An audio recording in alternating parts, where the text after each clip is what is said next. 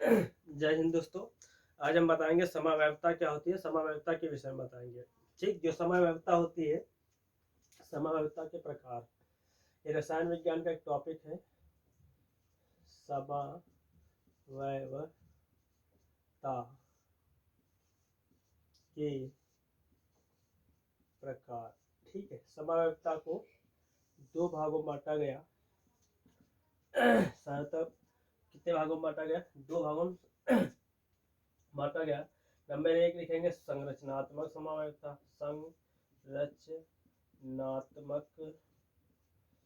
समव्यवस्था। ठीक। Number two लिखेंगे त्रिविम समव्यवस्था। त्रिविम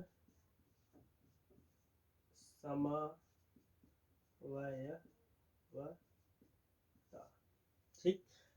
समव्यवस्था को दो भागों में बांटा गया। नंबर एक संरचनात्मक समव्यवस्था, नंबर दो त्रिविम समव्यवस्था। संरचनात्मक समव्यवस्था को 6 भागों में बांटा गया। नंबर एक लिखेंगे श्रृंखला समव्यवस्था। श्रृंखला समव्यवस्था। नंबर दो लिखेंगे स्थान समव्यवस्था। स्थान समव्यवस्था। नंबर तीन लिखेंगे क्रियात्मक समूह समव्यवस्था। क्रियात्मक समूह समव्यवस्था। और नंबर चार लिखेंगे मध्याव्यवस्था।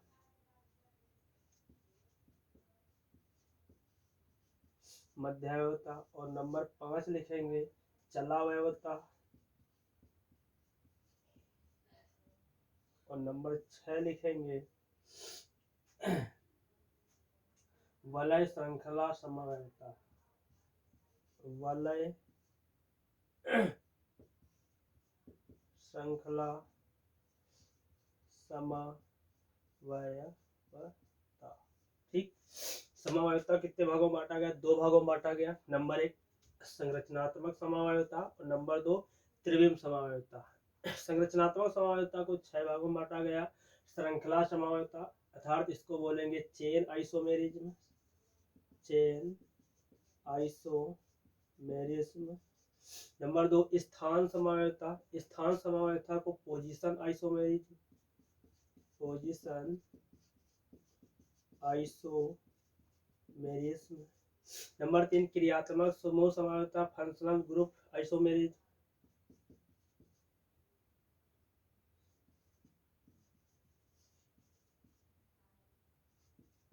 Group isomerism. और नंबर ठीक है, श्रृंखला समव्यवस्था, स्थान समव्यवस्था, क्रियात्मक समूह समव्यवस्था, मध्याव्यवस्था और चलाव्यवस्था, वलय श्रृंखला समव्यवस्था। त्रिविम समव्यवस्था को भी दो भागों में बांटा गया है। जो त्रिविम समव्यवस्था है इसको भी दो भागों में बांटा गया। नंबर एक लिखेंगे संगरूपी समव्यवस्था। संगरूपी समव्यवस्था। ठीक, संगरूपी समव्यवस्था नंबर एक। और नंबर टू लिखेंगे विन्यासी समव्यवस्था। विन्यासी समव्यवस्था। ठीक। समव्यवस्था को कितने भागों में बांटा गया? दो प्रकार से, संरचनात्मक समव्यवस्था, त्रिविम समव्यवस्था। संरचना इसके बाद श्रृंखला समव्यवस्था, स्थान समव्यवस्था, क्रियात्मक समूह समव्यवस्था, मध्याव्यवस्था, चलाव्यवस्था, वलय श्रृंखला समव्यवस्था। इसे त्रिविम समव्यवस्था को भी दो भागों में बांटा गया, संगरूपी समव्यवस्था और विन्यासी समव्यवस्था। अब हम लोग एक एक की परिभाषा और एक एक का टॉपिक आगे से पढ़ेंगे, तब तक आप स्क्रीनशॉट ले सकते हैं।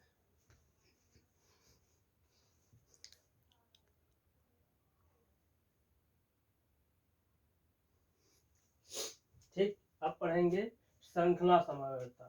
ठीक, श्रृंखला समव्यवस्था को इंग्लिश में बोलते हैं चेन आइसोमेरिज्म। ठीक, श्रृंखला समव्यवस्था क्या होती है? देखो, यह समव्यवस्था मुख्य रूप से यह समवायवता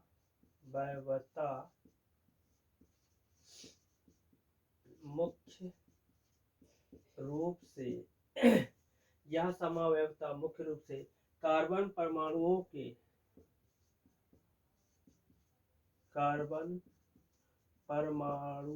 के यह समवायवता मुख्य रूप से कार्बन परमाणुओं के आपस में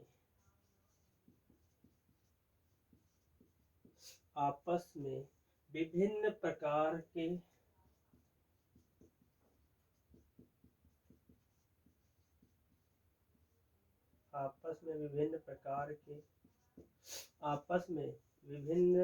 के जुड़ने के कारण उत्पन्न होती है।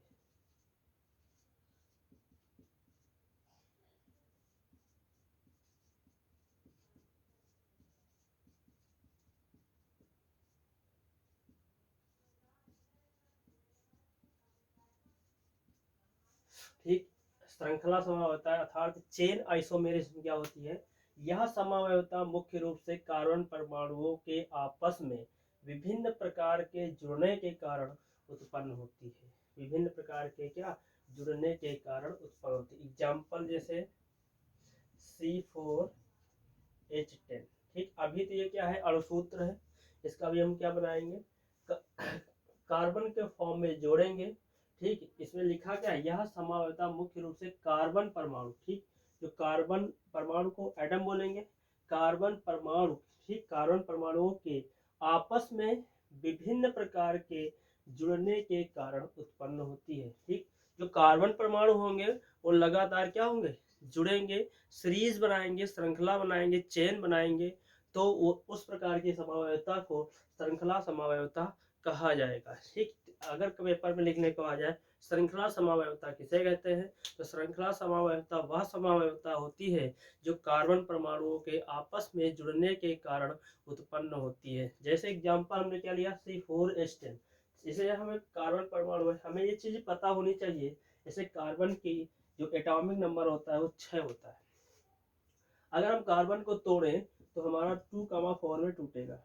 ठीक, तो इसका मतलब ये है कि बाहरी लेयर में, आउटर मोस्ट शेल में 4 इलेक्ट्रॉन, तो जोड़ने के लिए हमें कम से कम 4 इलेक्ट्रॉन्स चाहिए।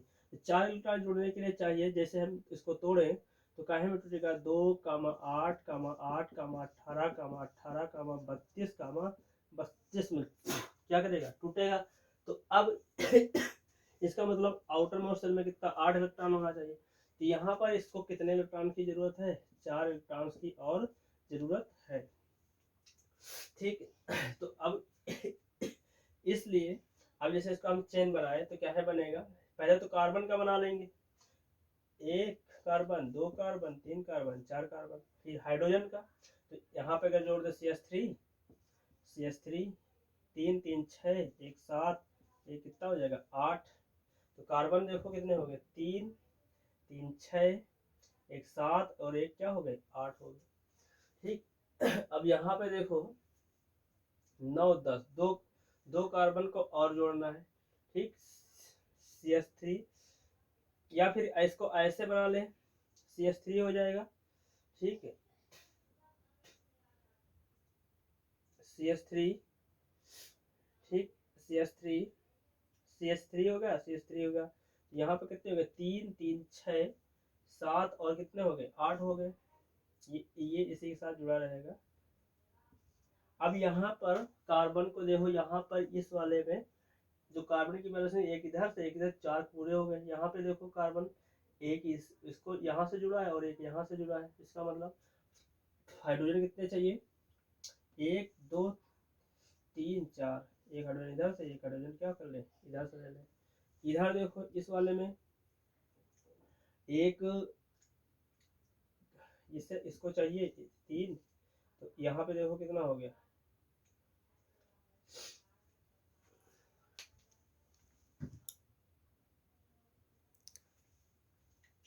देखो इस चीज को बना रहे हैं CH3। अगर ये नहीं बन पा रहा है तो इसको मिटा देते हैं, ऐसे बनाते हैं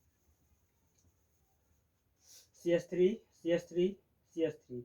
ठीक, तो कार्बन 1, 2, 3, 4 कार्बन हो गए, 3, 3, 6, 3, 9, 10 हाइड्रोजन। कार्बन यहाँ पे कितने हो गए 4 और हाइड्रोजन कितने हो गए 10 हो गए। ठीक, इस प्रकार की देखो क्या होगी वैलेंस रिंग जुड़ गई। अगर इसको जोड़ना है एक तरीका ऐसे भी है, CH3 से जोड़ दे, CH2 से जोड़ दे, ठीक, फिर CH2 से जोड़ दे, फिर CH3 से जोड़ दे। अब देखो यहाँ पर कार्बन अभी हम बता रहे थे कार्बन में कितना होता है 6 होता है, तो 2 का है टूटेगा 4 में टूटेगा। तो अब इसका मतलब 4 इलेक्ट्रॉन इसको चाहिए, तो 4 इलेक्ट्रॉन दूर करना है, तो हाइड्रोजन से हमें एक एक इलेक्ट्रॉन मिलेगा। जैसे यहाँ पर लिखा हो CH4, ये क्या लिखा है मेथेन लिखा है, तो कार्बन 1 है यहाँ पर और हाइड्रोजन कितने हैं 4 है। इसका मतलब इसको 4 एक एक इलेक्ट्रॉन मिल गया। देखो अगर इसका हम फंक्शनल ग्रुप बनाए तो कैसे बनेगा, कार्बन का होता है कितना 6, कितना होता है 6 होता है, तो 2,4 में टूट जाएगा। तो इसका मतलब एक एक इलेक्ट्रॉन इसको और चाहिए, तो एक इलेक्ट्रॉन की साझेदारी कौन करेगा, तो इसको बनाने के लिए कार्बन बना दें और एक एक इलेक्ट्रॉन इसको दे दे इधर इधर इधर इधर, ठीक। और हाइड्रोजन का एक इलेक्ट्रॉन इधर एक इधर एक इधर और एक इधर, ये हाइड्रोजन के इलेक्ट्रॉन हो गए, ठीक। यहाँ पे क्या करेंगे ओवरलैपिंग कर लेंगे। इस तरीके से मेथेन को बनाया जा सकता है, ऐसे बनाया जा सकता है और ऐसे बनाया जा सकता है। वही चीज यहाँ पर बनी हुई है, ठीक है। श्रृंखला समवायता में श्रृंखला समवायता कहती है यह समवायता मुख्य रूप से कार्बन परमाणुओं के आपस में विभिन्न प्रकार के जुड़ने के कारण उत्पन्न होती है। जैसे CH3 CH2 CH2 CH3 3 3 6 3 3 6 2 8 तो 10, ठीक है। ये एग्जाम्पल पेपर में हम लोग लिख सकते हैं और ये भी लिख सकते हैं। तो इस प्रकार से हमारी क्या हो गई श्रृंखला समवायता कंप्लीट होगी। श्रृंखला समवायता अगर पेपर में पूछी जाए तो श्रृंखला समवायता वह समवायता होती है जो कार्बन परमाणुओं को आपस में जुड़ने के कारण उत्पन्न होती है, ठीक है। देखो चेन टाइप में बन रही है, तो इस प्रकार की समवायता को श्रृंखला समवायता कहेंगे, ठीक है। स्क्रीनशॉट ले लो, फिर अगली समवायता को पढ़ाएं, ठीक है। अगली है समवायता का नाम स्थान समवायता, अर्थात इसको इंग्लिश में बोलेंगे पोजीशन आइसोमेरिज्म। पोजीशन आइसोमेरिज्म, ठीक। पोजीशन आइसोमेरिज्म क्या होती है, यह समवायता कार्बन श्रृंखला के समवायता कार्बन श्रृंखला के यह समवायता कार्बन श्रृंखला प्रतिस्थापक परमाणु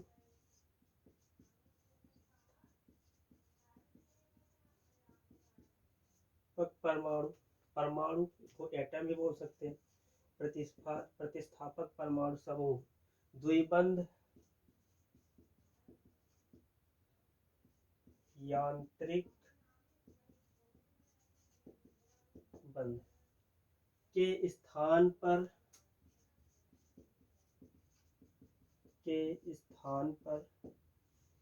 भिन्नता के कारण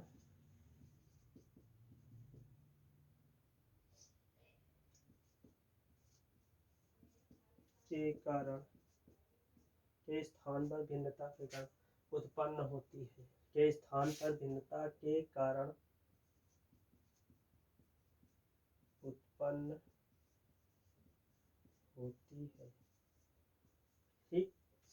पोजीशन आइसोमेरिज्म किसे कहेंगे, यह समवायता कार्बन श्रृंखला के प्रतिस्थापक परमाणु समूह द्विबंध यांत्रिक बंध के स्थान पर भिन्नता के कारण उत्पन्न होती है, ठीक। एग्जाम्पल लिखेंगे इसका C4H8, ठीक। C4 एग्जाम्पल देखो CH3 CH2 CH11 CH2, ठीक। पहले वाली श्रृंखला समवायता हमने बताया था एक का चेन एक का बॉन्ड था, लेकिन यहाँ पर देखो बॉन्ड अगर इसको हटा दें तो ये हमारी बनेगी चेन आइसोमेरिज्म। यहाँ पे अगर हमने बॉन्ड लगा दिया तो ये स्थान समवायता, इसमें स्थानों को क्या कर दिया गया शो कर दिया गया, या पोजीशन आइसोमेरिज्म, ठीक है। पोजीशन आइसोमेरिज्म यह समवायता कार्बन श्रृंखला के प्रतिस्थापक परमाणु समूह या द्विबंध या यांत्रिक बंध के स्थान पर भिन्नता के कारण उत्पन्न होती है। ठीक है, इसके शॉर्ट ले सकते हैं आप।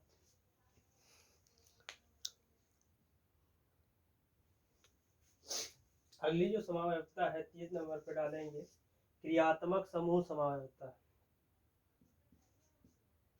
क्रियात्मक समूह समावयवता। ठीक, इंग्लिश में बोलेंगे functional group of isomerase, FUNCTIONAL, functional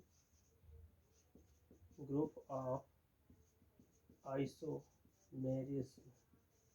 ठीक, क्रियात्मक समूह समावयवों में क्रियात्मक समूह समावयवों में क्रियात्मक समूह समावयवों में अणुसूत्र समान होते हैं। अणुसूत्र समान होते हैं। अणुसूत्र क्या होते हैं? समान, परंतु उनके क्रियात्मक समूह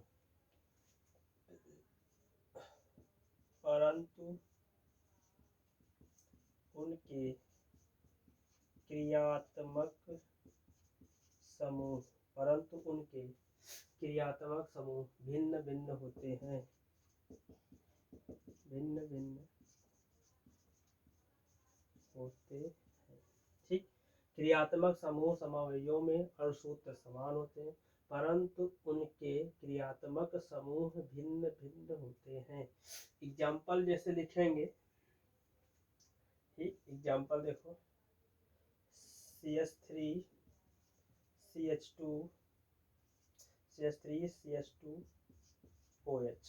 ठीक, एथिल अल्कोहल, एथिल अल्कोहल। ठीक, पहला एग्जाम्पल। दूसरा लिखेंगे CH3O CH3, इसको लिखेंगे, देखो दो है तो मतलब डाई मेथिल ईथर। ठीक, दो हो गए तो डाई मेथिल ईथर। क्रियात्मक समूह समावयवता फंक्शनल ग्रुप ऑफ आइसोमेरेज। क्रियात्मक समूह समावयवता में अणुसूत्र समान होते हैं परंतु उनके क्रियात्मक समूह भिन्न भिन्न होते हैं। क्रियात्मक समूह समावयवता में अणुसूत्र समान होते हैं परंतु उनके क्रियात्मक समूह फंक्शनल ग्रुप, इंग्लिश में इसको क्या बोलेंगे? Functional group. ये फंक्शनल ग्रुप क्या है? अलग अलग होते हैं। फंक्शनल ग्रुप क्या हो जाएगा? अलग अलग होते हैं। ये एथिल अल्कोहल और डाईमेथिल ईथर, एथिल अल्कोहल और डाईमेथिल ईथर। ठीक, अब इसकी शॉर्ट ले लें, फिर अगली समावयवता पढ़ाते हैं। अगली समावयवता कौन सी है? मध्यावयवता। मध्यावयवता इंग्लिश बोलेंगे मेटामेरिज्म। ठीक, मध्यावयवता बेटा। इस प्रकार की समावयवता में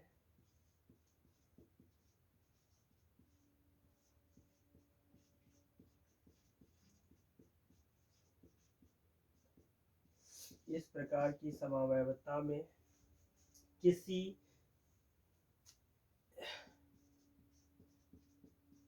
ठीक, इस प्रकार की समावयवता में किसी बहुसंयोजी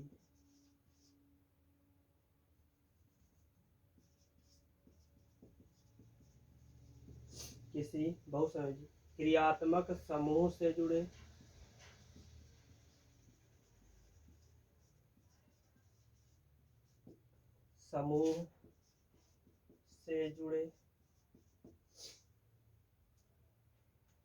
एल्किल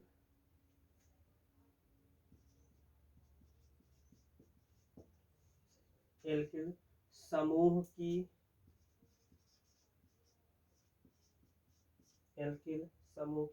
प्रकृति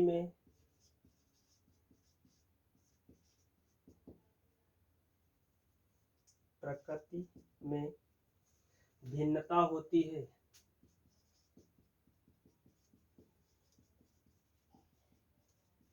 एल्किल समूह में भिन्नता होती है। मध्यावयियों एक ही सजातीय श्रेणी के सदस्य होते हैं।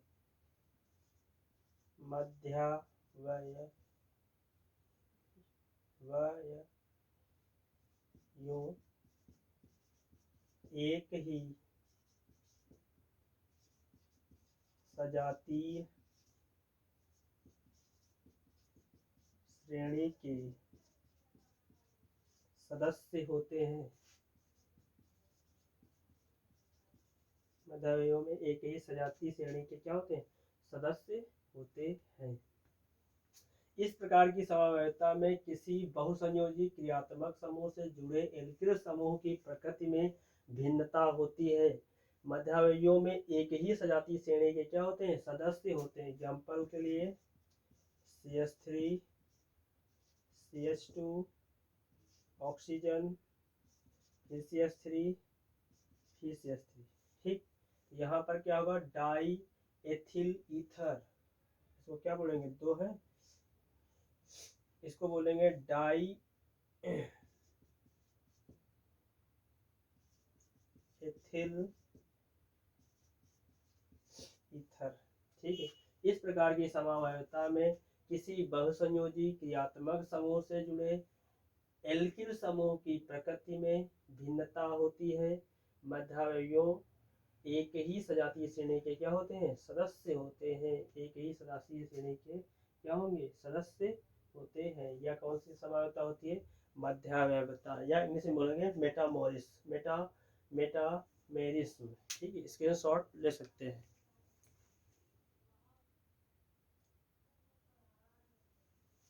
अगली देखो समवायता कौन सी होगी? चलावयता। चलावयता।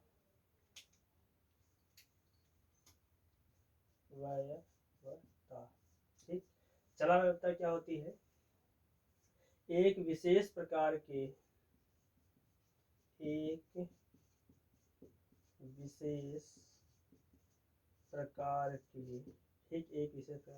क्रियात्मक समूह समवायता है।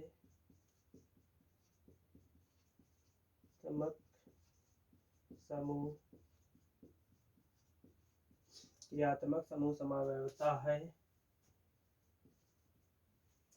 जिसमें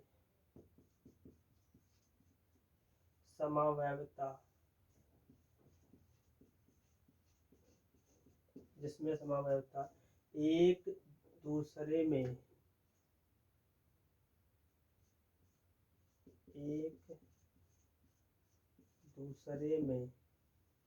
परिवर्तित हो जाती है।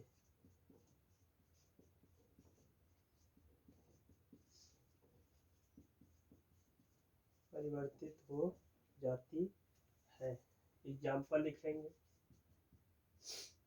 CH3 ठीक, C double bond O, CH2 single bond, फिर C फिर डबल बॉन्ड O, फिर सिंगल बॉन्ड, फिर O, C2H5 C2H5 ज़्यादा हो जाएगा, C2H2 ठीक, C2H2। अगला देखो आगे क्या बनेगा जाके? CH3 सिंगल बॉन्ड C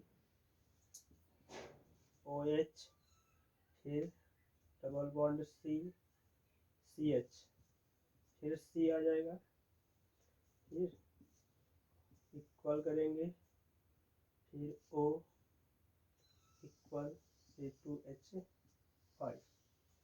ठीक है, चलावयता क्या होती है? जो चल जाए, चलायमान या चलावयता को एक विशेष प्रकार के क्रियात्मक समूह का होता है फंक्शनल ग्रुप। ठीक, फंक्शनल ग्रुप समवायता है जिसमें समवायता एक दूसरे में परिवर्तित हो जाती है। ठीक, जिसमें क्या होती है? एक दूसरे में परिवर्तित हो जाती है। ठीक है, ये इसका एग्जाम्पल है। इसका नोट कर लें और स्क्रीनशॉट ले लें।